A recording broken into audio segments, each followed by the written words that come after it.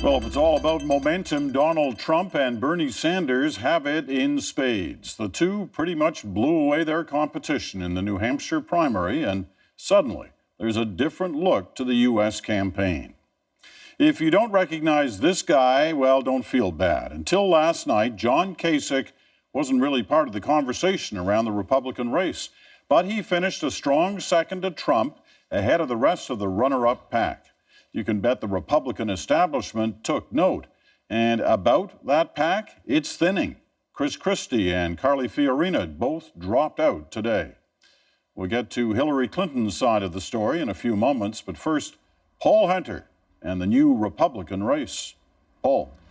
Hey, Peter, there's no denying Donald Trump is now officially a force with which to be reckoned. But for Republicans, after last night, there's now another name to consider as well.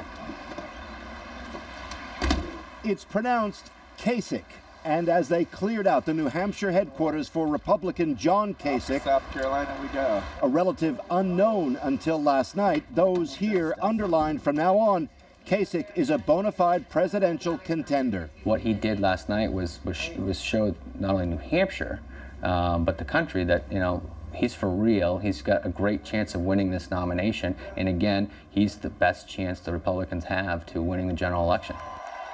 What Kasich did was surprise everyone by finishing comfortably second in the New Hampshire primary, second to runaway winner Donald Trump.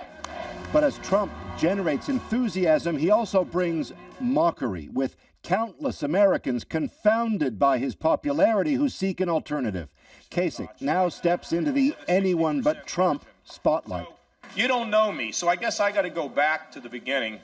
The governor of Ohio, with years in state and federal government, he's seen as a relative moderate. But keep in mind, Republicans haven't yet said farewell to everyone else, who today said to Kasich, not so fast.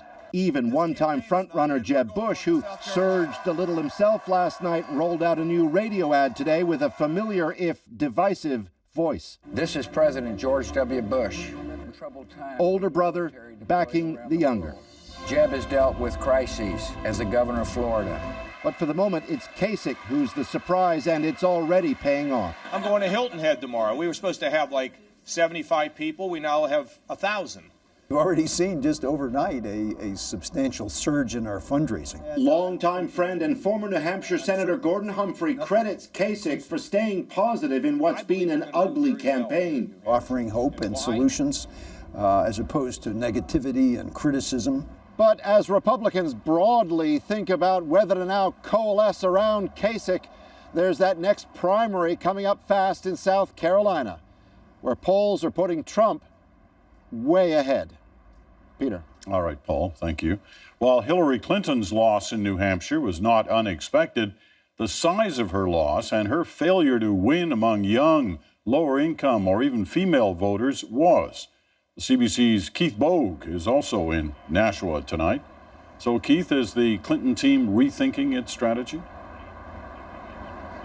Well, they're going to have to rethink parts of it, and Hillary Clinton has said herself that they're going to be taking stock. But, you're exactly right. They did see this coming, but they never thought it would be as bad as it turned out to be. You could hear Hillary Clinton working things like speaking directly to young people into her speeches in the last week or several days. She would say things like, I know you're not with me now, you're with Bernie Sanders, but I want you to know I'm with you, and so on.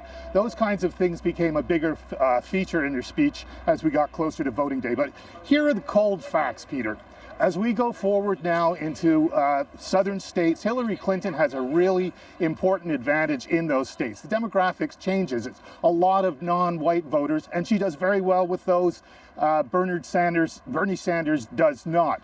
So she has real strengths in places such as South Carolina and Florida, where there are a lot of delegates up for grabs, and she's leading in polls there by margins that are at least as big as what she lost to Bernie Sanders by last night. So there's that. She also has something like a lock on the superdelegates. Those are the elites in the party, the Democratic Party establishment, and she's been collecting those endorsements since 2013.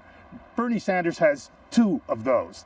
But you can't get past the fact that the Democrats, Hillary Clinton, just like the Republicans, have failed to make the connection between the political upheaval that's happening now and the social and economic upheaval that's been happening in this country for more than a decade.